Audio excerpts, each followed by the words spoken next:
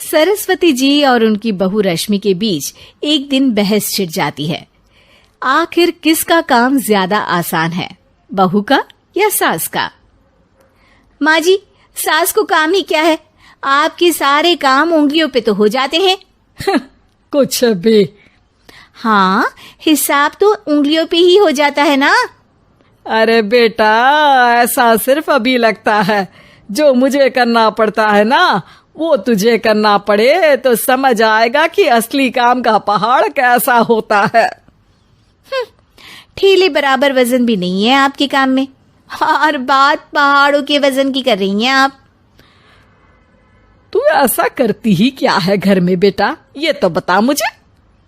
मैं थोड़ी ना कुछ करती हूँ, सब जादू से हो रहा है इस घर में।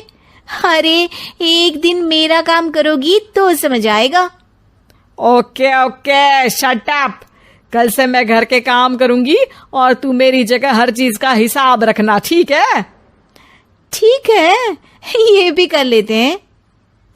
ये सास बहू की डील के बारे में रश्मि के पति अमन को नहीं पता था और ना ही अमन के पिताजी सुरेश जी को।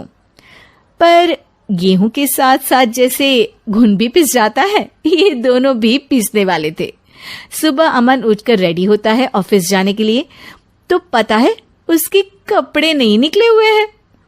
अरे रश्मि, तुमने मेरे कपड़े नहीं निकाले? अपनी माँ से पूछो ना, उन्हीं का काम है ये। अमन अपनी माँ के पास जाता है। अब मेरे कपड़े आज आप देने वाले हो क्या माँ? हाँ, देना तो मुझे ही चाहिए, पर तेरी बहू ने कपड़े धोने ही नहीं डाले, तो कोई भी धुला हुआ कपड़ा नहीं है बेटा। हैं? ऐसा क्यों? कपड़े तो धोने आप ही देते हो ना माँ? अरे बहू ने तुझे बताया नहीं, अब हम अदल बदल गए हैं। मैं अब बहू और तेरी बीवी सास। अमन परेशान हो गया। वो बिना इस्त्री के कपड़े पहनकर ऑफिस चला गया। सरस्वती जी अपने घुटने के दर्द के कारण झुककर घर साफ नहीं कर पा रही थी और ना ही खाना बनाना याद रख पाई। उधर रश्मि पहले ही दिन घर की चाबी घुमा चुकी थी और 300 रुपए का हिसाब अलग नहीं मिल रहा था। पर दोनों का ही घमंड कैलाश पर्वत से भी बड़ा था और दोनों ही खेमे एक दूसरे की बात मानने को बिल्कुल तैयार नहीं थे। शाम को जब सुरेश जी और अमन खाना खाने बैठते हैं तो सरस्वती जी उनके सामने गाजर और पपीते लाकर रख देती हैं। अरे माँ, ये क्या है? ख्याली पुलाव के साथ सलाद। माँ जी खाना बनाना भूल गई लगता है।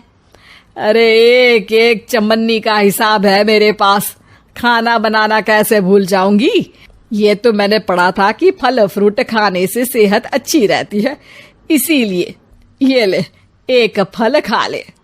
रात को सुरेश जी और अमन अपनी मीटिंग बिठाते हैं अकेले में। बाबूजी, इनकी लड़ाई के कारण ना हमें ठीक से खाना मिल रहा है, उल्टा घर के सारे काम रुक गए हैं। हाँ बेटा, 2 भैंसों की लड़ाई में बेचारे खेत के पौधों का भी नुकसान हो रहा है। पर पापा, क्या बताऊं आपको, मैंने माँ को इस महीने की 2 तारीख को बिजली के बिल के पैसे दिए थे। आज बिल भरने के लिए मांगने गया तो पता चला कि रश्मि उन पैसों से गैस सिलेंडर ले आई। अच्छा, तो सिलेंडर के पैसों का क्या हुआ? अब सिलेंडर के तो कोई पैसे नहीं थे बाबूजी, हमारे घर पर गैस की पाइपलाइन लगी है ना। बेटा, इन दोनों का कुछ करना पड़ेगा, नहीं तो अपने घमंड के चक्कर में पूरा घर बर्बाद कर डालेंगे ये दोनों। अमन और सुरेश जी काफी सोच विचार के बाद एक निष्कर्ष पर पहुंचते हैं। रात ही को दोनों अपनी पत्नियों की अलमारी से नई साड़ी निकालते हैं और सुबह जब रश्मि और सरस्वती जी उठते हैं तो देखते हैं कि दोनों पति साड़ी पहनकर चढ़ाव पर सब्जियां काट रहे हैं। अरे ये सब क्या हो रहा है? क्या हो रहा है मतलब? आप दोनों अदल बदल हो सकते हो तो हम क्यों नहीं? अरे क्या मतलब?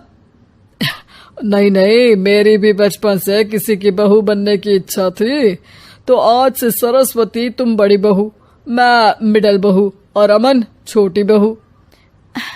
अरे लेकिन सब घर पर बैठ जाएंगे तो कमाएगा कौन? ये घर कैसे चलेगा? अब वो तो भैया या बाकी लोग जाने, अब हमने भी अदल बदल कर ही लिया है तो कुछ नहीं हो सकता।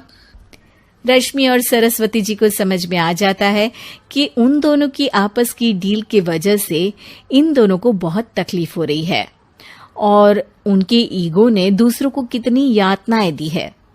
अब असल में माँ जी आप सही थी, सास बनना बहुत मुश्किल है। अरे हाँ बेटा, और तू भी, मुझसे तो नहीं हो पाया सब घर के काम, वापस बदल ले क्या? हाँ हाँ बिल्कुल माँ जी, और अब आप दोनों भी बदल लीजिए, कोई आ गया तो आप दोनों को देखकर क्या सोचेगा। अच्छा है, आप दोनों के समझ में ये बात तो आई, मैं फटाक से कपड़े बदल लेता हूँ। अरे रुक जा बेटा, एक फोटो ले लेती हूँ तेरी, मेरी बेटी होती तो तेरे जैसी ही दिखती साड़ी में। और मेरा फोटो नहीं लोगी?